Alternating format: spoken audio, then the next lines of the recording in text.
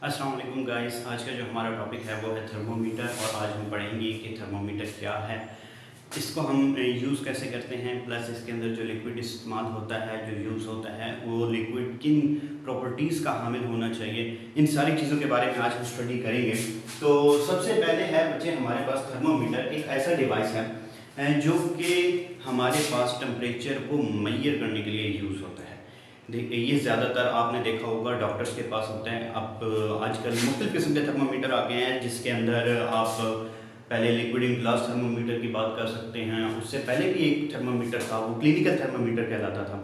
और साथ साथ आजकल वो लेज़र गन वाले हमारे पास कुछ इस तरह के थर्मोमीटर आ गए हैं।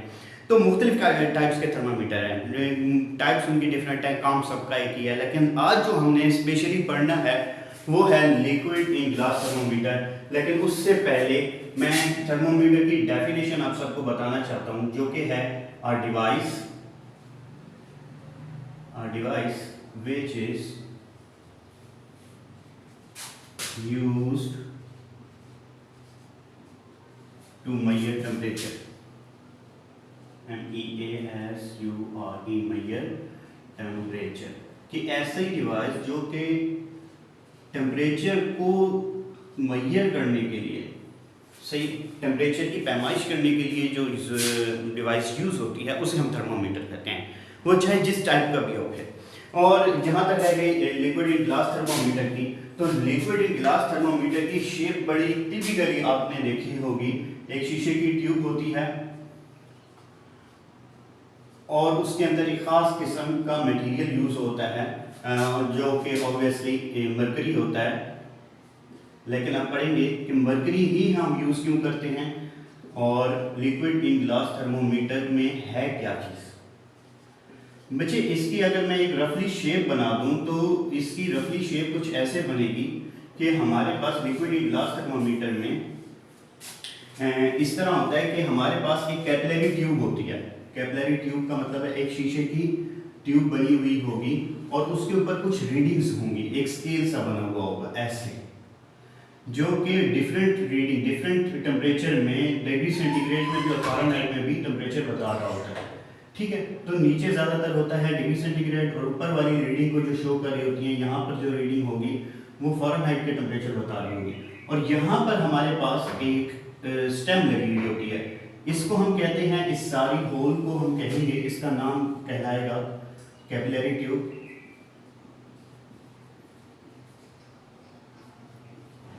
और जहाँ तक ये बात रह गई इसकी, इसको हम कह देंगे कि ये इसकी स्टेम है। ज़्यादातर केसेस में जो स्टेम होती है बच्चे वो हम आइस में रखते हैं ताकि इसका टेम्परेचर कम रहे। अभी मैं वजह भी बताऊंगा कि इसका टेम्परेचर हम कम क्यों रखते हैं। तो जो भी लिक्विड हम यूज़ करते हैं इस थर्मामीटर के अंदर, ठीक है, इस थर्मामीटर के अंदर जिस किस्म का भी लिक्विड यूज़ करेंगे वो हमारे पास एक ख़ास किस्म की प्रॉपर्टीज़ उसकी होनी चाहिए। इस थर्मोमीटर के अंदर जैसा भी लिक्विड हम यूज़ करें उसकी एक ख़ास प्रॉपर्टीज़ होनी चाहिए। कैसी प्रॉपर्टीज़ होनी चाहिए मैं वन बाय वन उनको डिस्कस करूंगा और डिटेल एक्सप्लेनेशन के साथ आपको बताऊंगा कि वो प्रॉपर्टीज़ कौन कौन सी होनी चाहिए। जहाँ तक रह गई नंबर वन, तो जो नंबर वन प्रॉपर्टी है बच्चे वो कहता है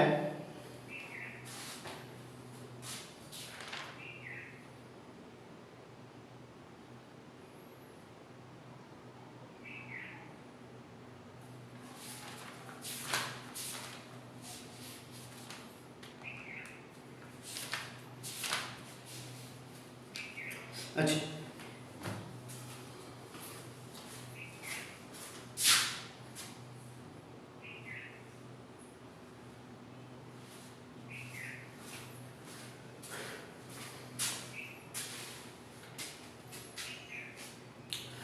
अच्छा बच्चों, जो नंबर वन प्रॉपर्टी है उसमें कहते हैं कि properties of a thermometric material भी यूज़ कर सकते हो, सही है, आप इस तरह भी लिख सकते हो प्रॉपर्टीज। उसमें नंबर वन क्या है कि वो लिक्विड कैसा होना चाहिए, it should be visible. It should, सबसे पहली बात वो नज़र आना चाहिए, शुड बी विजिबल, मतलब नज़र आएगा तभी हमें कोई यहाँ पर रीडिंग शो होगी ना, यहाँ पर इसके अंदर जो भी लिक्विड है हमने फिल किया हुआ है, इसके अंदर जो भी लिक्विड फिल होगा वो अगर हमें नज़र आएगा तभी लिक्विड शो होगी। कोई ऐसे लिक्विड हो सकते हैं जो कि नज़र नहीं आते, जैसे कि पानी है, वो नज़र तो आ जाता है लेकिन उसकी उस तरह डेंसिटी नहीं बनती। साथ में इसकी जो सेकंड प्रॉपर्टी है बच्चे, वो कहता है it should have uniform thermal expansion.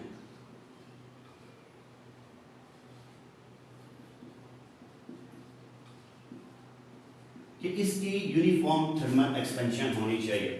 आगे टॉपिक्स आएंगे जिसके अंदर मैं डिटेल में बताऊंगा कि ये थर्मल एक्सपेंशन क्या होती है, लेकिन यहाँ पर जो इस पॉइंट के लिहाज से है, थर्मोमेट्रिक मटेरियल के लिहाज से, वो ये है कि बच्चे थर्मल एक्सपेंशन का मतलब है कि जब भी हम किसी बॉडी को हीट अप करते हैं, किसी भी बॉडी को हीट अप करते हैं, तो उसके एटम्स की वाइब्रेशन क्या हो जाती है, तेज। पहले कम होती है फिर क्या हो जाती है, तेज। चाहे वो सॉलिड में, लिक्विड में, गैस में, जैसा भी है। तो वो जब भी हीट अप हम उसको हीट देंगे तो उसके मॉलिक्यूल्स की जो मोशन होगी वो तेज हो जाएगी, और जिसकी वजह से उस मटेरियल के अंदर थोड़ी सी हीट की वजह से थोड़ा सा वो मटेरियल एक्सपेंड हो जाएगा। एक्सपेंड होने का मतलब है कि वो थोड़ा सा बढ़ जाएगा, यानी कि लेंथ वाइज भी बढ़ सकता है, एरिया वॉल्यूम वाइज भी बढ़ सकता है, एरिया वाइज भी बढ़ सकता है। यहाँ पर मटेरियल की बात हो रही है, चूंकि लिक्विड है तो ये वॉल्यूम के लिहाज से बढ़ेगा। और यूनिफॉर्म थर्मल एक्सपेंशन का मतलब ये हो गया कि कंसीडर दैट हमने यहाँ पर अगर ये स्टेम जो है हमारे पास, ये स्टेम, ये किसी भी, ज़्यादातर डॉक्टर इसको बगल में रख देते हैं या बच्चों के मुंह के अंदर रख देते हैं, तो उसके अंदर क्या होता है कि वो जो बॉडी का इंटरनल टेम्परेचर होता है वो क्या करता है, वो कन्वर्ट हो रहा होता है, वो जा रहा होता है किसके अंदर, इस स्टेम के अंदर। और ये स्टेम क्या करती है, अपना जो हीट होती है वो आगे ट्रांसफर करती है, और जैसे ही ट्रांसफर करती है, देखती है आगे मरकरी पड़ा, मरकरी क्या करता है, हीट की वजह से एक्सपेंड होना शुरू कर देगा। सही है। अब उसकी एक्सपेंशन कैसी होनी चाहिए, यूनिफॉर्म थर्मल एक्सपेंशन। इसका मतलब ये हो गया कि उसे हर जगह से बराबर एक्सपेंड होना चाहिए। ऐसा नहीं हो सकता कि शुरू वाली जगह जहां पर ज्यादा हीट पड़ रही है वो ज्यादा एक्सपेंड हो, और ये आखिर वाली जगह जहां पर कम हीट पहुंच रही है वो कम एक्सपेंड हो, बल्कि इस पे हीट बराबर पहुंचेगी, और इसका जो बढ़ना है वो भी बराबर ही होगा।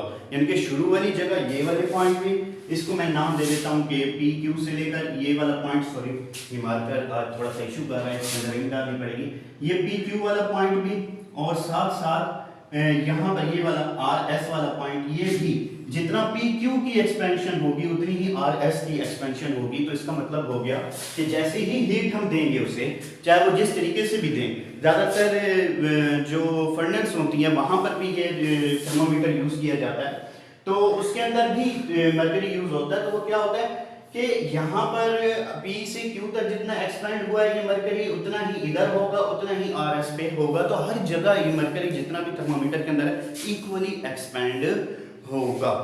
और नंबर 3 इसकी जो प्रॉपर्टी है वो है it should have low freezing point, कि इसका it should have low freezing point,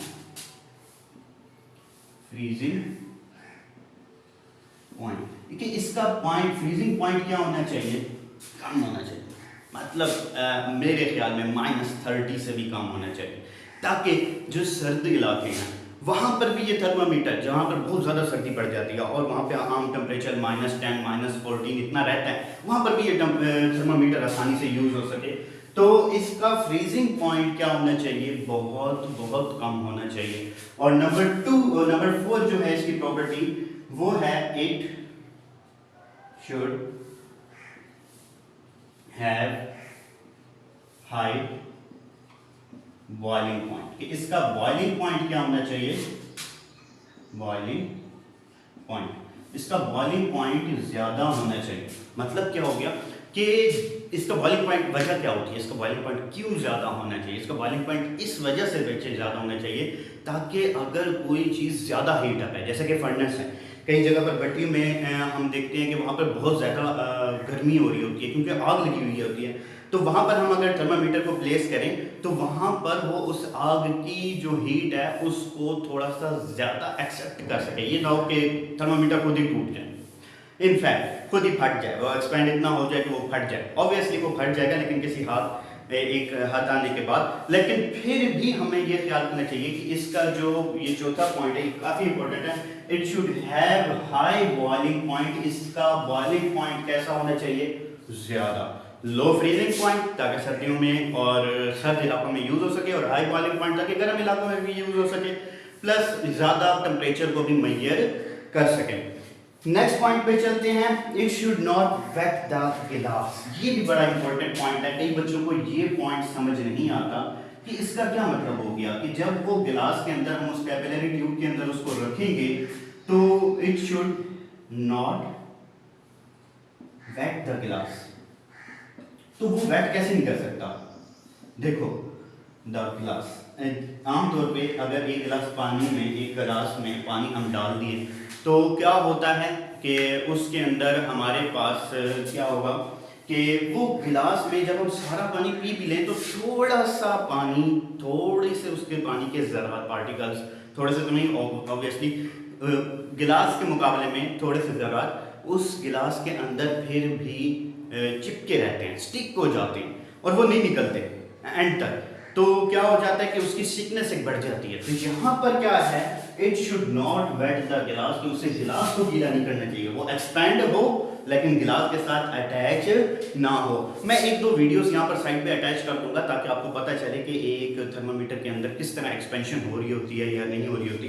खैर, नेक्स्ट जो इसका पॉइंट है, it should be a good conductor of heat. इसको भी जरा समझ लें।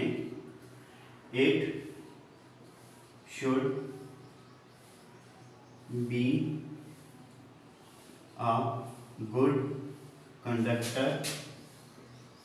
मैं कोशिश कर रहा हूँ बच्चे कि ज़्यादा से ज़्यादा कवर हो सके और मेजर पॉइंट्स हमारे कवर हो सके। Conductor, good conductor of heat, कि ये भी बड़ा इंपॉर्टेंट पॉइंट है। अगर ये तमाम प्रॉपर्टीज एक मटेरियल के अंदर हों, तमाम प्रॉपर्टीज ये जितनी भी हमने पहली 5 पढ़ी हैं, should be visible, should have uniform thermal expansion, ये सारी प्रॉपर्टीज हों और ये छठी प्रॉपर्टी ना हो तो ऐसा मटेरियल हम यूज़ नहीं करेंगे जो थर्मामीटर में हम यूज़ करते हैं। तो ऐसे मटेरियल को हम इग्नोर कर देंगे। तो ये सारी प्रॉपर्टीज का लाजमी होना जरूरी है। गुड कंडक्टर ऑफ हीट का मतलब हो गया कि जैसे ही हम उसे हीट दें वो फौरन हीट को एक्सेप्ट करना शुरू कर ले। जैसे ही हम उसे बगल में रखें, डॉक्टर उसे बगल में रखे, एक जिसको कोल्ड होता है, बच्चों को जो बुखार होता है, वो उसको अगर बगल में रखे, जैसे ही बगल में रखे उसकी जो बॉडी की हीट है वो फौरन ट्रांसफर होना शुरू हो जाए उस थर्मामीटर में, और वो थर्मामीटर के अंदर से वो ट्रांसफर होकर वो मटेरियल थर्मोमेट्रिक मटेरियल के अंदर भी जाए, और वो जो थर्मोमेट्रिक मटेरियल है उसको गुड कंडक्टर ऑफ हीट होना चाहिए ताकि वो पहली जगह से, शुरू वाले पॉइंट से, इन पॉइंट से यहाँ तक एंड तक, जहाँ तक वो थर्मोमेट्रिक मटेरियल है वहाँ तक वो एक्सपेंड होना फौरन शुरू हो जाए और हमें एक अच्छी रीडिंग दे। खैर, इसके लिए ऑब्वियसली 15 to 20 सेकेंड और 30 सेकेंड एक डॉक्टर रखता है बगल में या उस बच्चे के मुंह में ताकि अच्छे तरीके से एक्सपेंशन हो सके उसके थर्मोमेट्रिक मटेरियल की। अच्छा, एक पॉइंट इसके अंदर रह गया, it should not wet the glass. अगर वो गिलास को बच्चे वेट कर दे तो वो ओरिजिनल रीडिंग नहीं दे पाएगा। मतलब क्या हो गया, अगर कहीं पे बहुत ज़्यादा लो टेम्परेचर है, लेट्स सपोज -15 है, -20 है, तो वो अगर गिलास को वेट करना शुरू कर दे तो उसको कुछ ज़रात तो यहाँ पर ऊपर अटक जाएंगे ना इन गिलास के साथ, तो अटकने नहीं चाहिए बल्कि वो इकट्ठे होने चाहिए।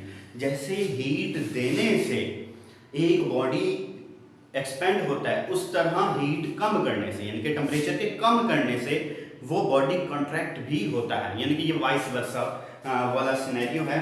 Next is number 7 and the last is it should be a small specific heat capacity. ये भी बड़ा इंपॉर्टेंट पॉइंट है। It should have small specific. अभी मैं आपको एक बहुत ही इंपॉर्टेंट क्वेश्चन बताने लगा हूँ जो कि इसमें यूज़ होगा, हीट कैपेसिटी। ज़्यादातर बोर्ड के पेपर में वो क्वेश्चन आ जाता है, जैसे कि फेडरल बोर्ड का पेपर हो या फिर सरगोदा बोर्ड का, मुल्तान बोर्ड का, साहिवाल बोर्ड का, हीट कैपेसिटी। तो उसकी जो हीट कैपेसिटी है, स्पेसिफिक हीट कैपेसिटी, आपके टॉपिक आएगा कि सही स्पेसिफिक हीट कैपेसिटी क्या होती है, कि एक बॉडी या एक मटेरियल जितनी हीट एक्सेप्ट कर सकता है उसके 1 किलोग्राम में और 1 मोल में, तो वो उसकी कहलाती है स्पेसिफिक हीट कैपेसिटी। तो ऐसा थर्मोमेट्रिक मटेरियल होना चाहिए जिसकी लो स्पेसिफिक हीट कैपेसिटी हो। यहाँ पर मैंने लो लिखा है, हाँ बिल्कुल ठीक है, SMAAA स्मॉल, सॉरी कभी कभी इशू आ जाता है बच्चे, तो इसको इग्नोर कीजिएगा। तो it should have small specific heat capacity. इतनी शर्तें लगने के बाद, ये 7 शर्तें और काफ़ी टफ है मेरे ख्याल में, तो हमें जो मटेरियल मिला, जितने भी मटेरियल अभी तक हमने दरियाफ्त किए हैं, उनमें सबसे बेस्ट मटेरियल जो इस पे पूरा तमाम शर्तों पे आ रहा था वो था मरकरी। वो कौन सा था? Mercury, CuR1 mercury. मरकरी एक ऐसा मटेरियल था बच्चे जिसका जो विजिबल भी था, ग्रे सिल्वर कलर का उसका कलर होता है, और उसकी यूनिफॉर्म थर्मल एक्सपेंशन भी थी, और साथ में उसका लो फ्रीजिंग पॉइंट भी था। मैं आपको इसका फ्रीजिंग पॉइंट बता देता हूँ मरकरी का। ये होता है बच्चे 30 water freezes.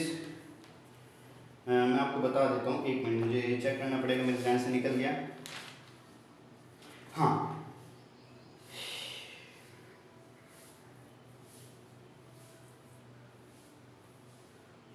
-39 degree centigrade, -39 degree centigrade.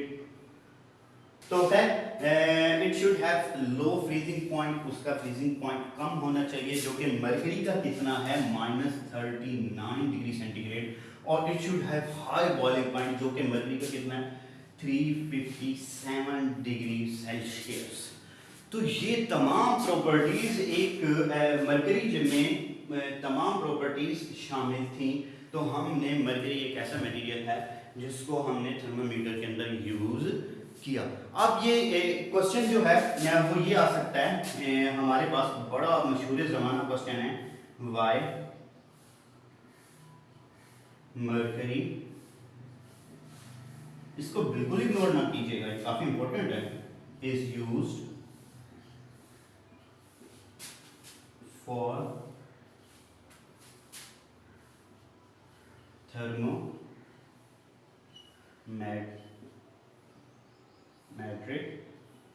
Material.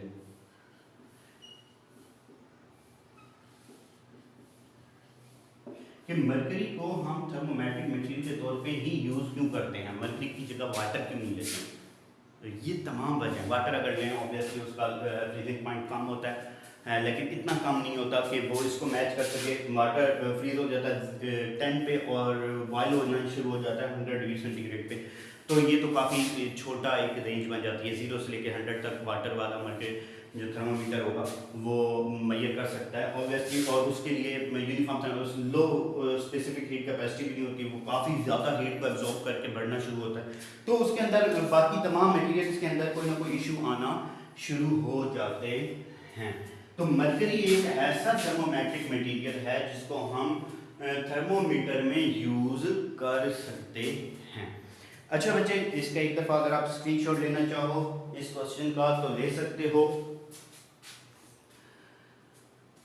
मैं इसे अब मिटाने लगा हूँ और अभी हम डिस्कस करेंगे टेम्परेचर स्केल्स की। कितनी किस्म के टेम्परेचर स्केल्स होते हैं? आपने ज़्यादातर न्यूज़ वगैरह में भी देखा होगा कि जो टेम्परेचर स्केल्स वो बता रहे होते हैं वो या तो फ़ारेनहाइट में बता रहे होते हैं या डिग्री सेल्सियस। ज़्यादातर जो यूज़ होता है पाकिस्तान और इंडिया में वो डिग्री सेल्सियस में, इतने डिग्री सेंटीग्रेड हमारे पास टेम्परेचर है और इतने डिग्री सेंटीग्रेड आज टेम्परेचर रहेगा। आपके गूगल पे भी ये बता रहा होता है, आपको डेली अपडेट दे रहा होता है। तो यहाँ पर हमारे पास जो टेम्परेचर स्केल है वो बच्चे हैं बेसिकली 3। एक है सेल्सियस स्केल, सेल्सियस स्केल मैं इसके एक दफ़ा स्पेलिंग चेक कर लेता हूँ। हाँ, CELSIUS, मेरी स्पेलिंग थोड़ी सी वीक है। Celsius scale. और number Fahrenheit scale,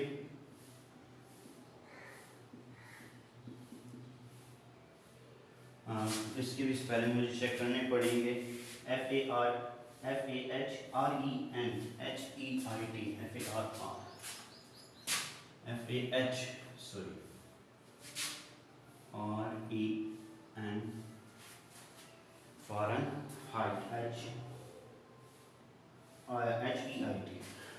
Fahrenheit scale काफ़ी टफ स्पेलिंग है।